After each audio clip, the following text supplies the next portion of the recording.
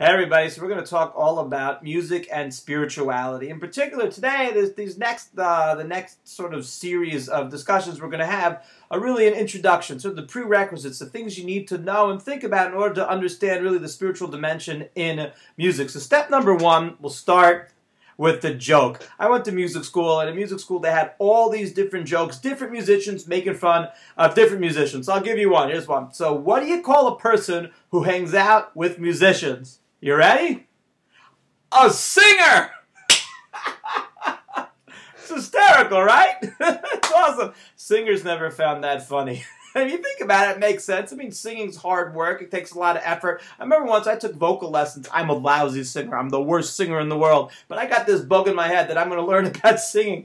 And so I'm going to learn the technique, how to do it. I tried learning to sing from my diaphragm, the different parts of, down here. It's hard work, and being able to match the pitch and to nail it night after night, it's hard work, but whatever. Musicians like to make fun of singers. I'll give you some other jokes, too. How do you get a guitar player to turn down his volume?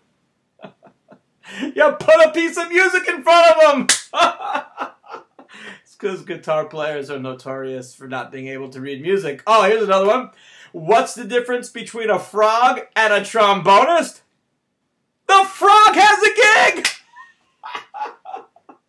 How do you know when a drummer's knocking at the door? The knock gets faster! The drummers, they push the tempo and they get excited. Anyways, all right, here we go. Sorry about it. Going back to singers, though. Why would musicians make fun of singers? So I think the real reason is because they're jealous. You see, the singer, he stands in front. He's the lead guy. Everybody's paying attention to him. He gets all the girls. He's like, here's what it's all about. And the rest of the band is like, come on, man, So the question is, why is that? Why do people naturally gravitate to or identify with singers? If you think about it, you could actually take it a little bit deeper.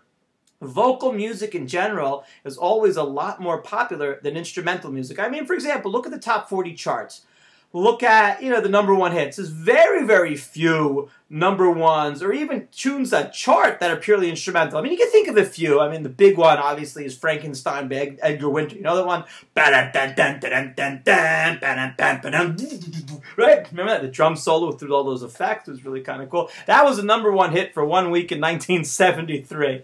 I Always Feel So Good by Chuck Mangione. I'm sure some people could pull out a couple other instrumental hits out of a hat, but at the end of the day, instrumental, it's not like anything like vocal hits. Vocal hits are week after week after week, and most of the top 40, if not some weeks, all the top 40 are vocals. So why is that? Why do people identify more to vocal music than instrumental music? Frank Zappa, actually, the great musician Frank Zappa, said, he was famous, he wrote a lot of lyrics, and he said, he says, I enjoy writing the political stuff, I like that, but if it wasn't for the fact that people wouldn't buy don't buy instrumental music, I wouldn't have any lyrics. I had the lyrics so I could sell records. That's what he said. It's in his book, the Frank Zappa book.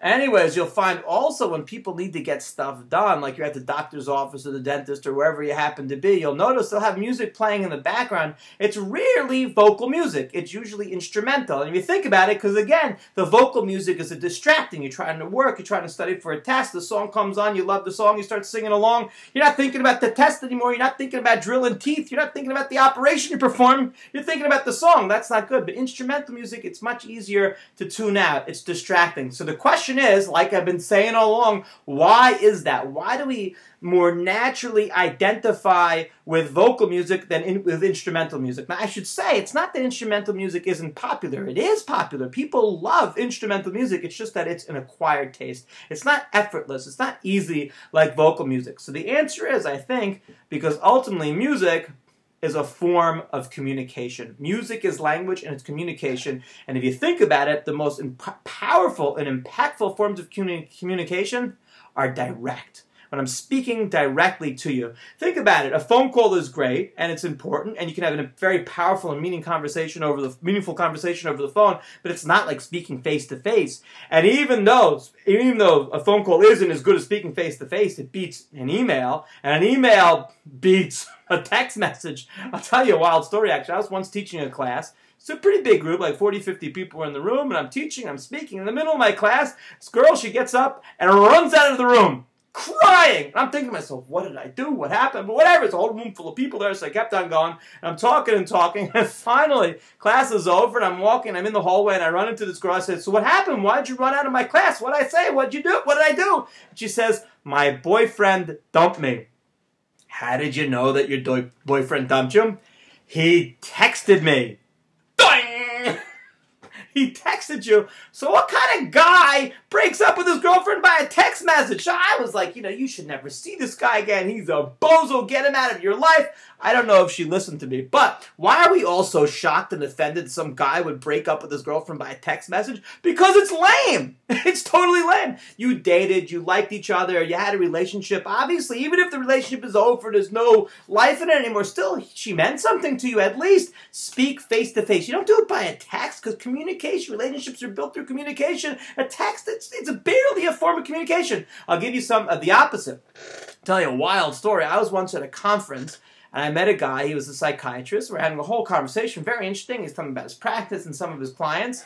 And it turned out he had this one client, really nice guy, normal guy. He had met the woman of his dreams. They met on one of these online dating services, and they're having this incredible, awesome relationship. And it turned out that they'd never met in person. They never spoke on the phone. They'd only texted. The entire relationship was through text messages. And that's why somebody sent this guy to a psychiatrist. Because that's weird. Think about it. You're just having this two-dimensional relationship. It's like falling in love with a character in a book. It's not real. You're not actually communicating. And that's the whole point. Relationships are built on communication. The reason why you identify with the singer more than you do with the instrumentalist is because the singer is communicating with you, and that communication is direct. The instrument, it's like sending an email or talking on the phone, is going through a medium. Now, it's true, and I know some instrumentalists are going to start screaming at me. It's true. Great virtuosos, you can hear the person's voice through his instrument. It's really true, obviously, but still, it's an acquired taste. It's like single malt scotch.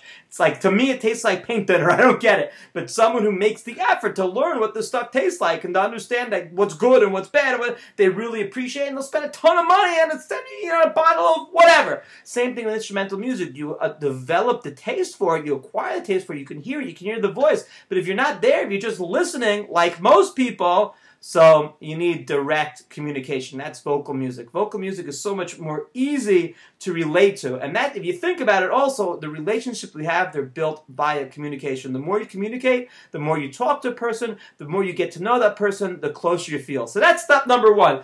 I spoke about the difference between vocal and instrumental music specifically to bring at this point to show that relationships are based on communication. We're going to take a little break. When we come back to the next video, we'll see what this aspect of communication has to do with really developing relationships, and in particular, how it really brings out the spiritual aspect in music.